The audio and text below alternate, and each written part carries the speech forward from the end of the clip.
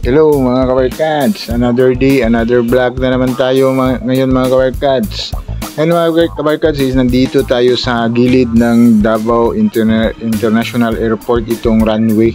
Yan, ito is yung bypass road na matagal nang hindi nagagamit dahil sa dulo nito ay hindi patapos. Kapag matapos itong project na ito sa dulo ay magagamit na talaga itong bypass road na ito. Yan o, yung runway, makikita natin yan na may bakod sa right side. Yan yung runway sa Davao International Airport. Yan, pupunta tayo doon sa dulo, itong project na ginagawa dito para ma-update natin ito kung kumusta na ba itong project, kasi bago lang tayo nag-update dito. Titingnan natin at babalikan natin ito kung kumusta na ito, kasi malapit na itong matapos itong project dito sa may gilid ng Davao International Airport, kasi malaking tulong din ito sa publiko, lalo na kung may mga malalakas na ulan dito sa area na ito, kasi nag-create ng baha doon sa Laverna Hills CP Garcia Highway. Siguro known yan na bahain talaga yung lugar na yan dyan, kasi tinatawag yan na kawa na kalsada. Pababa siya, tapos paakyat naman yung kawa niya is doon magki-create talaga ng tubig, kaya hindi madaanan ng masasakyan. Kaya ginawa itong bypass road na ito para malihis yung Laverna Hills. Dito na kayo lalabas sa may mismo malapit na sa entrance ng Davao International Airport, dito sa may CP Garcia. Yan, malapit na tayo dito mga kabarkas, itong project na ito, itong sa may tulay, para i-update kayo dito. Yan mga kabarkas, ito na kung dito mga kabarkas. Napit na talaga. Yan, ang ganda natin nandito. Yan, but last update tayo is wala pa itong buhos dito na side. Yan, napaganda natin yan.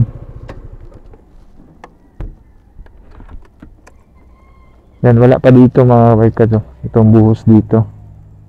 Ngayon is meron na. Crap pala yan.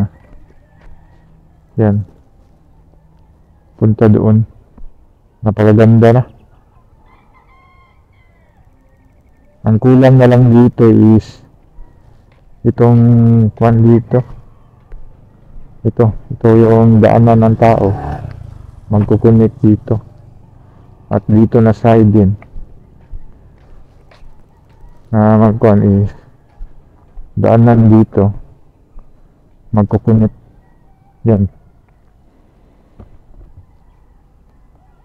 Yan, good morning mga kabarkads. Ngayon mga kabarkads, binalikan natin itong bypass road dito sa Davao Airport. Yan, kasi last na update tayo is mga 1 month na siguro. Kabalik kayo. Yan, hindi pa ito nakabuhos dito papunta diyan. Ito may buhos na. Yan, nakabuhos na siya dito na side. Yan, kuha na doon sa dulo. Yan, ito na lang yung daanan ng tao dito para mag-connect dito sa drainage system. Yan. Yan na lang talaga yung kuan dito. Napaka ganda na tingnan. Yan o. Ito, wala na itong magpa-parking dito kapag madaanan na ipapunta doon. Yan, isang magandang bypass road din ito dito sa Davao City, kasi yung Laverna Hills is bumabaha rin dyan. Hindi na madaanan ng mga sasakyan, stranded yung mga sasakyan doon. Kapag madaanan na ito, yan, pwede na sila babypass doon papunta ng Damusa. Yan, dito na dadaan para kuha na tawid dito papunta, kasi nandyan yung entrance ng airport eh. Papasok ka ng airport, malapit-lapit na talaga ito mga workers. Itong project dito matagal-tagal din, kasi kuan ito eh, malalim ito eh. Dati kung nakikita ninyo yung mga update natin dito is yung area na yan, yung paakyat is malalim yan dyan, bangin. Yan, saan kinuha yung kuan dito? Itong kabundukan na ito. Ito yung tinambak dito sa mga bangin yan, mga bangin diyan. Ano, kita niyo yan, mga malalim yan. Tinanggal 'yon. Nilagay dito kasi yun yung kuan sa may-ari ng lupa dito, kaya natagalan ito dahil sa road right of way.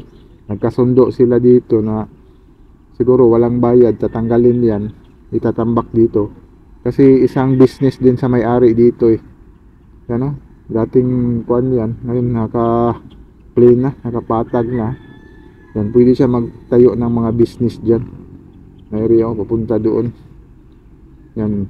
Maganda-ganda talaga yung kuan talaga ng may-ari dito. May plano din siya dito. Yan, papuntahan natin doon sa dulo kasi nakabutas na yan dyan. Oh. Kita-kita na nating mga sasakyan.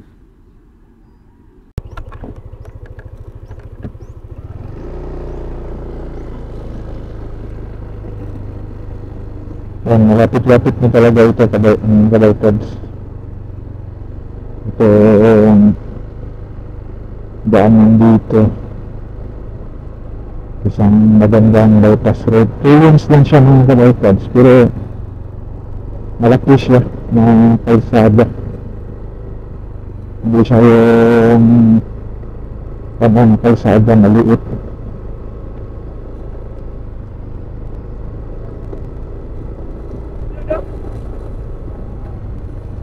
Bukas na talaga sila dito mga Kabaykads.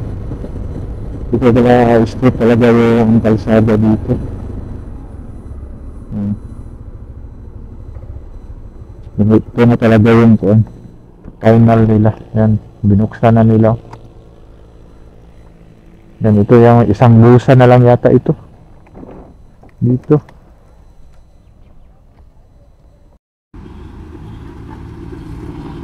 Yan, ito na lang talaga mga Kabaykads. Yan, kunti na lang mga kuan, matatapos na rin itong project dito. Matagal-tagal din ito mga Kabaykads kasi dahil sa right of way. Yan, isang kuan na lang ito mga Kabaykads. Yan, from dito last nag-update tayo is hindi pa ito bukas. Dito pa rin nagbubukas ngayon.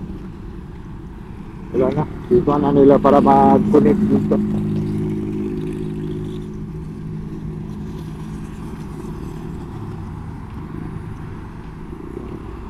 Ito na talaga yung connection dito sa bypass road. Yan, ginawa nila ng drainage system dito. Yan,